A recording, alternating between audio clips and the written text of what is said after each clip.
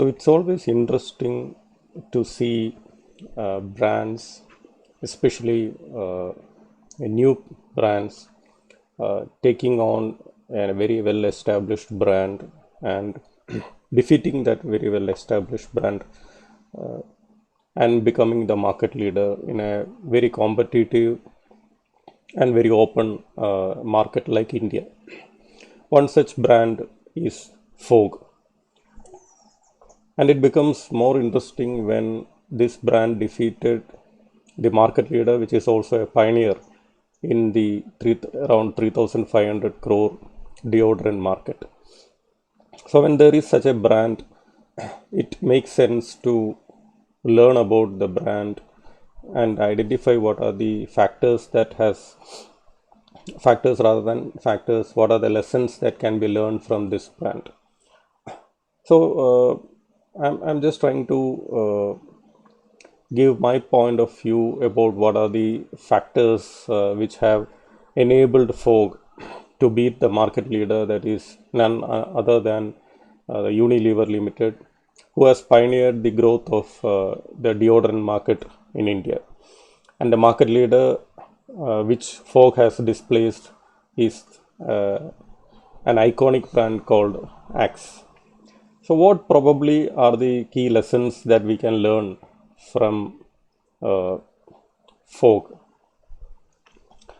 As many of you are aware of, Vogue is a brand which was launched during 2010-11 by at that time a lesser known company called Winnie Cosmetics. And within 2 years' time, Vogue has become the market leader, having around 16% share in the 3,500 crore Indian deo market. So when we look at what are the lessons that Vogue gives marketeers, I think one of the first lessons which I have understood from Vogue or rather from Winnie Cosmetics is the confidence. It takes a lot of confidence for a brand to take on the market leader, especially when the market leader is some company like Hindustan Unilever, which is known for its branding capabilities and the understanding of the Indian consumer psyche as such. So one of the things which Vogue or Winnie Cosmetics has done is to be very confident in taking on the competitor, and that is a market leader, head on. Okay, it is not a kind of a flank attack or bypass attack. Vogue directly attacked the brands of Hindustan Unilever, and I would say that takes a lot of confidence to do that. Why? Because when you are fighting a company like Hindustan Unilever, within no time, the market leader is going to react, and they will react with brute force. So it takes a lot of confidence, of course. Second is the strategy. Okay.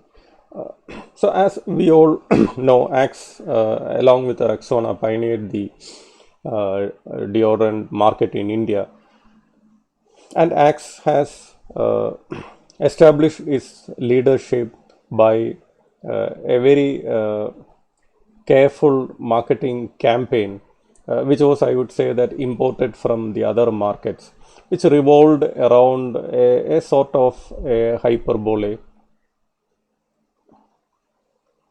and the promise of somewhat kind of an exaggerated promise of attraction. And this was the strategy of the market leader as such.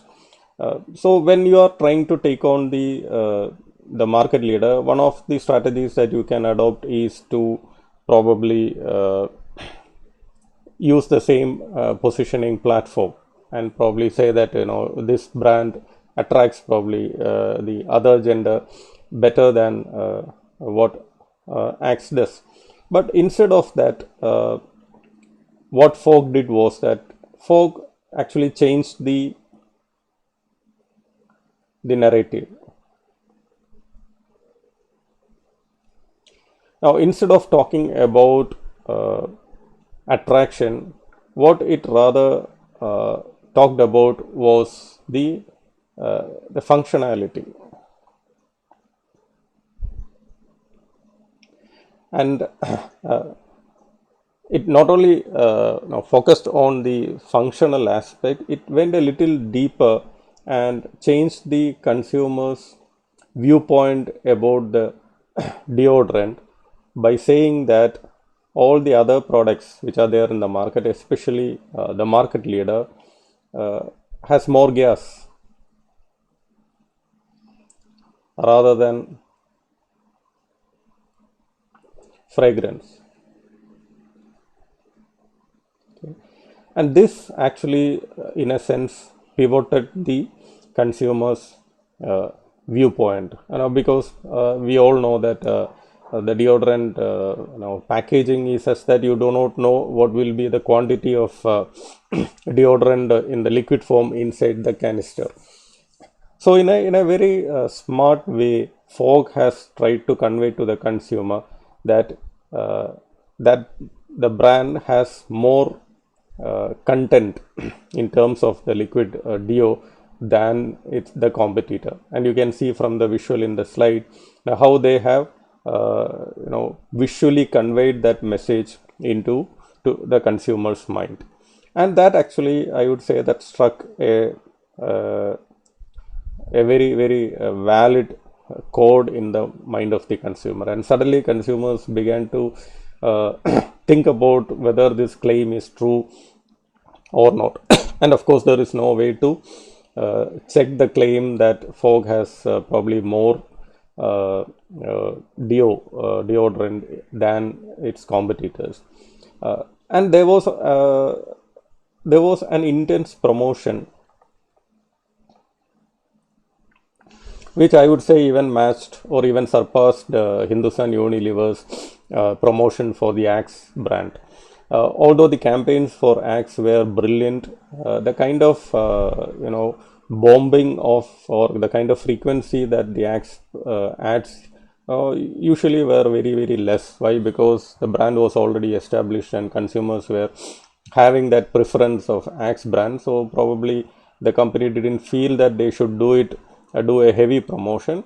But Vinny Cosmetics did not hesitate to promote Fogg and the new positioning with a high decibel advertising across the media.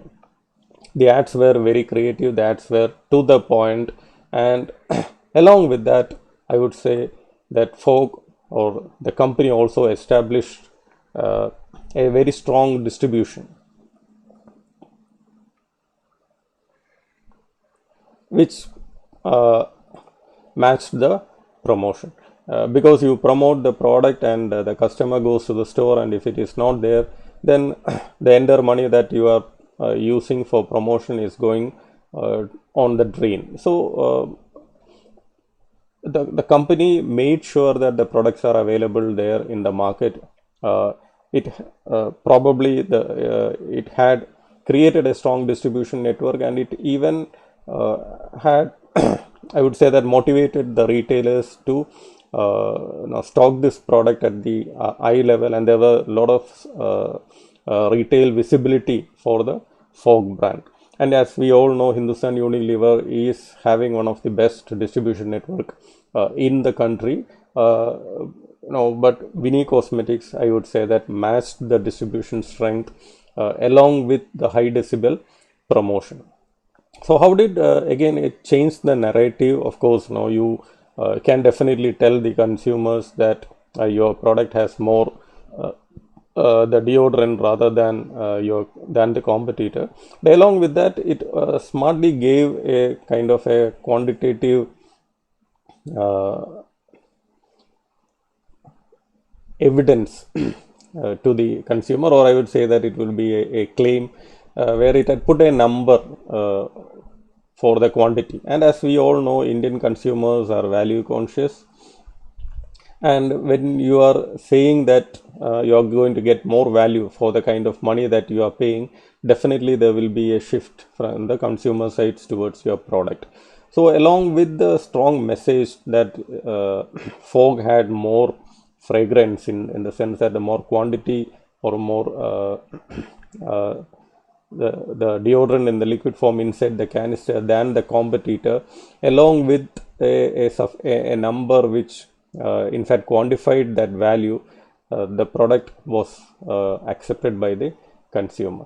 And it's also interesting to know that when Fog was launched, the price of Fog was actually more than the price of the other deodorants. But even at the higher price, consumers were able to see the value, which was reinforced by the claim of the brand as such.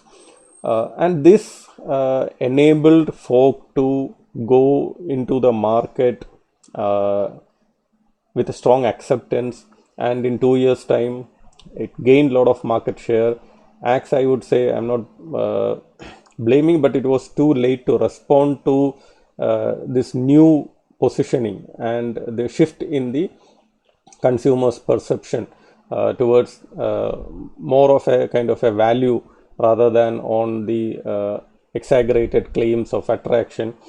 So it changed that brand narratives was changed, and Axe was, I would say, a little late to counter Fog with a similar products, but it of course came back with similar products at a higher price, but it was too late to catch up with the lost market share. So I would say that this Fog story is a wonderful it's a wonderful story for marketeers, and it has a lot of lessons for us to learn. And it also is, I would say, that heartening to know that an Indian company has that marketing capability to humble a multinational with so much of marketing experience.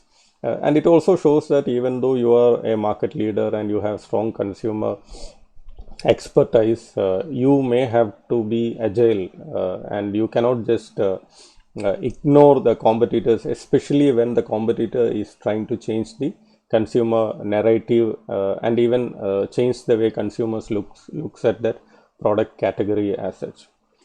So thank you for watching the video.